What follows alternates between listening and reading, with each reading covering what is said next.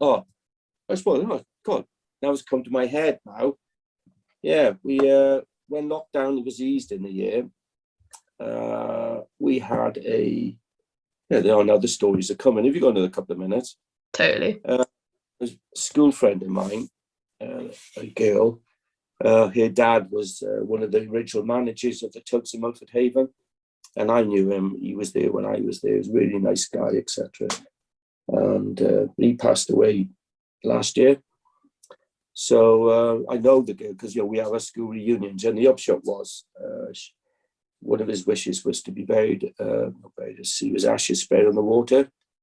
So in the end, we liaised and we got with the guy in the office as well. So we had her husband and her 3 children, and the urn with their mother and father's ashes come on board the tug, and we took them down a river and off Milford. We scattered the ashes off Milford, and that was I was quite privileged to do it actually. They're glad they asked me. So, and then they had music in the background, and I made a little speech for them as well on what her father meant for me as a manager and as a person. And then they had their thoughts there, and then said, right, well, seen you out here, let's go for a spin. So we went down towards Thorn Island, and it was starting to blow a bit because there's another guy driving. I train people how to drive tugs, so he was up there. And we were going towards the swell was picking up, and I said, here we go, wave hunter again. I said, come on, Will, go on, get it going. So we were all at the front of the boat, and then nothing much happening. Next thing, this wave comes and smashes over the top.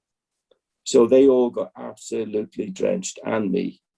And I thought, oh, God, but they loved it. They loved the thought, the dad just put the dad or grandfather away, and now they got absolutely soaked as well. And then we came back up the river. Then they were just dry, and we stayed outside. And then, oh God, this is absolutely. I got my guitar out, and because they were playing music in the background, and one of the songs was "Always Look on the Bright Side of Life." I thought, funny enough, me and the boys been practicing that. So I bring my guitar out on deck, and I start strumming some of the chords to it, and they were singing along, and I'm stringing "Always Look on the Bright Side of Life" as we go up the harbour. So that was quite funny. But she sent an email and said so she thanked me, just not me and the crew, for what a great day, what a great way to remember her dad. His ashes are in the water, but it's all had a maritime theme about it, and they absolutely thought so that was a privilege. That was really, really nice. So that's a little story, which is nice.